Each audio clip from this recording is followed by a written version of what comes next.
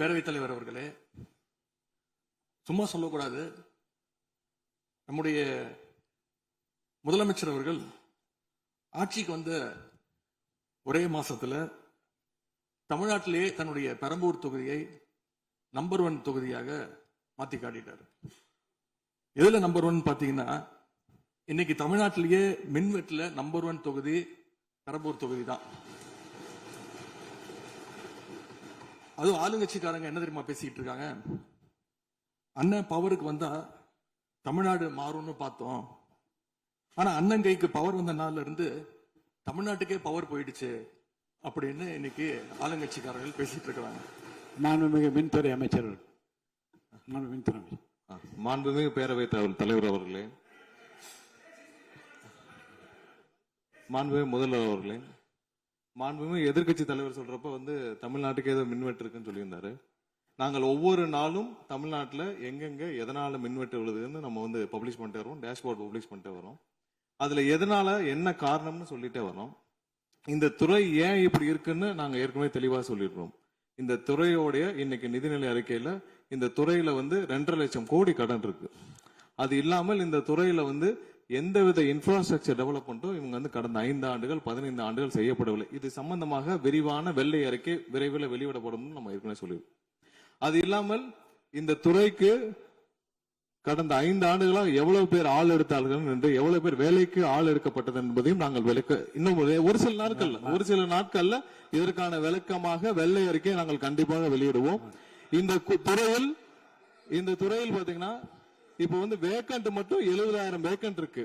இது எல்லாம் சீரமைத்து இந்த ஒரு வாரமாக 10 நாட்களாக மொத்தம் 125 குழுக்கள் அமைக்கப்பட்டிருக்கு. இந்த துறையில நம்ம எதனால இந்த மின்வெட்டுகளை சரி செய்ய 125 குழுக்கள் அமைக்கப்பட்டு 500 பேர் வெளியிலிருந்து கான்ட்ராக்ட் எல்லாம் எடுக்கப்பட்டு எங்கெங்கெல்லாம் மின்வெட்டுகள் இருக்கோ அது சரி செய்யப்பட்டிருக்கு. கடந்த ஒரு வாரமா நீங்க பாத்திருப்பீங்க, ஒவ்வொரு நாளும் எதனால் மின்சாரம் தட்டுப்படுதுன்னு சொல்லி பப்ளிஷ் பண்ணிட்டே இருக்கோம். பொதுவாக குற்றச்சாட்டுகள் சொல்லுவதை தவிர்த்து விட்டு எங்க ஸ்பெசிபிக்கா எந்த நாள்னு சொல்லிட்டு பெரம்பூர்ல அதான் சொல்றோமே, பெரம்பூர்ல எத்தனை முறை மின்சாரம் தட்டுப்படுச்சு, எதனால தட்டுப்படுச்சு, எவ்வளவு நேரத்தில் அது சீர் செய்யப்பட்டது, சரி செய்யப்பட்டதுன்னு பார்த்திருக்கோம். எங்கெங்கெல்லாம் ஃபியூஸ் திருட்டுகள் நடக்கப்பட்டதோ அவர்களெல்லாம் கைது செய்யப்பட்டிருக்கிறார்கள். அதே மாதிரி வேற எங்கெல்லாம் சிசிடிவி இல்லாத இடத்தில் இருக்குதோ அங்கெல்லாம் ரோந்து பணிகள் அதிகரிக்கப்பட்டிருக்கு. கடந்த 10 நாட்களாக எங்கெங்கெல்லாம் தேவையில்லாமல் மின்வெட்டுகள் ஏற்படுத்தப்பட்டதோ, ஓவர்ஃப்ளோ லோடு அதிகமாக அனுப்பப்பட்டு அதெல்லாம் உடனடியாக சீரமைக்கப்பட்டிருக்கு. ஒவ்வொரு நாளும் குறைஞ்சது 50 to 55 இடத்துல மின்சாரம் தட்டுப்பாடு அங்கங்க மின்வெட்டு ஏற்படுது. அதுல 35 இடத்துக்கு கீழேயாவது 1 மணி நேரத்துக்குள்ள சரி செய்யப்பட்டு வருகிறது. அதுக்கான டேஷ்போர்டுக்கு தெளிவாக எதிர்கட்சி தலைவர் பார்த்து விட்டு பேசினால் நன்றாக இருக்கும். மாண்புமிகு முன்னாள் அமைச்சர் மாண்பு உறுப்பினர் செந்தில் பாலாஜி அவர்கள். மாண்புமிகு பேரவைத் தலைவர்களே, எங்களுடைய எதிர்கட்சி தலைவர்கள் சொன்னார்கள் மின்வெட்டு சம்பந்தமாக. இப்போதைய அமைச்சர் அவர்கள் அது குறித்து கருத்துக்களை சொன்னார்கள். கடந்த 5 ஆண்டுகளில் சீரான மின் விநியோகத்திற்கு 393 துணை மின் நிலையங்கள் அறிவிக்கப்பட்டு அதற்கான பணிகள் பெரும்பான்மையாக முடிக்கப்பட்டு பயன்பாட்டிற்கு கொண்டு வரப்பட்டிருக்கின்றன. ஒவ்வொரு ஆண்டும் தேவைக்கேற்ப கூடுதல் மின் தேவை ஏற்படுகின்ற பொழுது அதற்கான ஏற்பாடுகள் செய்யப்பட்டு புதிய மின் உற்பத்தி திட்டங்கள் வரை அறிவிக்கப்பட்டு அது செயல்பாட்டுக்கு கொண்டு வரப்பட்டிருக்கின்றன. ஏறத்தாழ 90,000 மின்மாற்றிகள் கடந்த 5 ஆண்டுகளில் புதிதாகவும் பழுந்தடைந்ததையும் மாற்றி சீரமைக்கப்பட்டன. ஒரு அமைச்சர்கள் ஒரே அதாவது ஒவ்வொரு ஆண்டும் கூடுகின்ற பொழுது மின் தேவை கூடுகின்ற பொழுது அதற்கான ஏற்பாடுகளை நிர்வாக ரீதியாக செய்ய வேண்டியது அரசினுடைய கடமை. ஒரு அரசு பொறுப்பேற்ற பிறகு முதல் முறையாக அந்த அரசினுடைய துறையினுடைய உயர் அதிகாரிகளை அழைத்து ஆய்வுக் கூட்டங்களை நடத்தி என்னென்ன குறைபாடுகள் இருக்கின்றன, அதை எப்படி நிவர்த்தி செய்யலாம் என்பது களையெடுக்க வேண்டியது அரசினுடைய கடமை, துறையினுடைய கடமை. எனக்கு தெரிந்தவரை இதுவரை மின்துறையில் அந்த மின் விநியோகத்தில் இருக்கக்கூடிய துறையினுடைய அதிகாரிகள் ஆய்வுக் கூட்டங்கள் வரை இதுவரை நடைபெறவில்லை. அதைத்தான் அங்கு பணியாற்றக்கூடியவர்கள் சொல்கின்றார்கள். இப்பொழுது இருக்கக்கூடிய பணியாளர்களை வைத்துத்தான் கடந்த 5 ஆண்டுகளும் மிக சிறப்பாக எந்தவித மின்தடையும் இல்லாமல் சீரான மின் விநியோகம் வழங்கப்பட்டன. எனவே கடந்த காலங்களில் இருக்கக்கூடிய குறைகளை தொடர்ச்சியாக ஒரே கருத்துக்களை முன்வைப்பதை விட இந்த அரசு துறையினுடைய அதிகாரிகளை அழைத்து ஆய்வுக் கூட்டங்களை நடத்தி கடைமுறை வரை மின் விநியோகம் சீராக எடுத்து செல்வதற்கான முன்னெடுப்புகளை எடுக்க வேண்டும். எங்களுடைய எதிர்க்கட்சி தலைவர் துணை முதலமைச்சராக இருந்த பொழுது அவருடைய சேப்பாக்கம் திருவல்லிக்கேணியிலேயே பல்வேறு மின் திட்டங்களை தங்களுடைய திருக்கரங்களால் தொடங்கி வைத்திருக்கின்றார்கள்.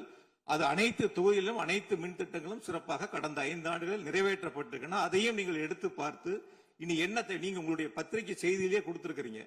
100க்கும் மேற்பட்ட துணை மின் நிலையங்கள் 10,000 கோடியில் பணிகள் தற்பொழுது நடைபெற்று வருகின்றன என்று உங்களுடைய பத்திரிகை செய்தியில இருக்கு. அப்ப இதெல்லாம் கடந்த காலங்களில் தொடங்கப்பட்ட திட்டங்கள். நீங்க எதையும் தொடங்கலன்னு பொத்தாம் பொதுவா சொல்வதை விட்டுவிட்டு என்னென்ன கூடுதலாக நாம் எடுத்துக்கொள்ள வேண்டும் என்பதை கவனத்திலே இந்த அரசு கொள்ள வேண்டும். மாண்புமிகு பேரவைத் தலைவர் அவர்களே, மாண்புமிகு உறுப்பினர் மாண்புமிகு உறுப்பினர் சொன்னப்ப சொன்னாரு அறிவிப்புகள் நிறைய செஞ்சிருக்கோம்னு. கடந்த ஆட்சியில் அறிவிப்புகள் மட்டும்தான் செஞ்சிருக்காங்க, எதையும் செயல்படுத்தவில்லை. அது இல்லாமல் அவர் சொல்லியிருக்கிறார், நாங்கள் அது சம்பந்தமாக வெள்ளை அறிக்கை 2 நாள்ல வெளியிடும். நீங்க அமைதியா இருக்கலாம், 2 நாள் அது சம்பந்தம் வெளியிடுவோம்.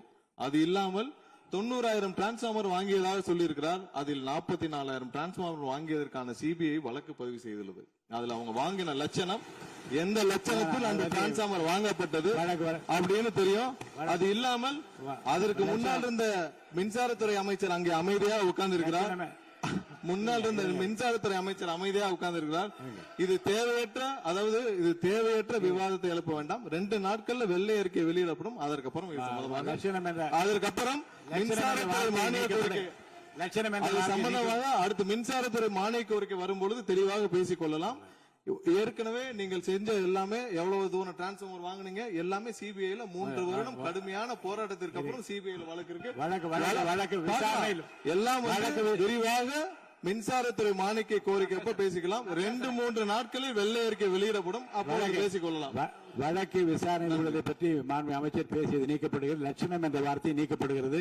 மாண்பு எதிர்க்கட்சி தலைவர் அவர்கள் இதை குறுக்கீடுக்கு அனுமதி இல்லை. மாண்பு எதிர்க்கட்சி தலைவர்கள் இன்னைக்கு அவங்க பேசி முடிக்கணும். மாண்பு எதிர்க்கட்சி தலைவர் சரி விடுங்க. என்ன சொல்லுங்க, சீக்கிரமா சொல்லுங்க. மாண்புமிகு பேரவைத் தலைவர் அவர்களே, மாண்புமிகு அமைச்சர் அவர்கள் கடந்த 15 ஆண்டுகளாக என்று ஒரு வார்த்தையை சொல்லியிருக்கிறார். கடந்த 15 ஆண்டுகளுக்கு முன்பாக மாண்புமிகு இதய தெய்வம் புரட்சி தலைவி அம்மா அவர்கள் தமிழகத்துடைய முதலமைச்சராக இருந்த பொழுது தமிழகத்தை மின் மிகை மாநிலமாக மாற்றி தமிழ்நாட்டிற்கு தேவையான மின் உற்பத்தியை விட அதிகமாக உற்பத்தி செய்து அண்டை மாநிலங்களான கேரளா, கர்நாடகா, ஆந்திரா போன்ற மாநிலங்களுக்கு மின்சாரத்தை விற்பனை செய்த மாநிலம் தமிழ்நாடு என்பதை இந்த அவையிலே பதிவு செய்கிறேன். எல்லாம் வெள்ளை அறிக்கை வருகிற போது எல்லாம் வெட்டு வெளிச்சமாகிவிடும். அதுக்கப்புறம் நீங்க பேசுங்க. எதிர்க்கட்சி தலைவர் அவர்கள்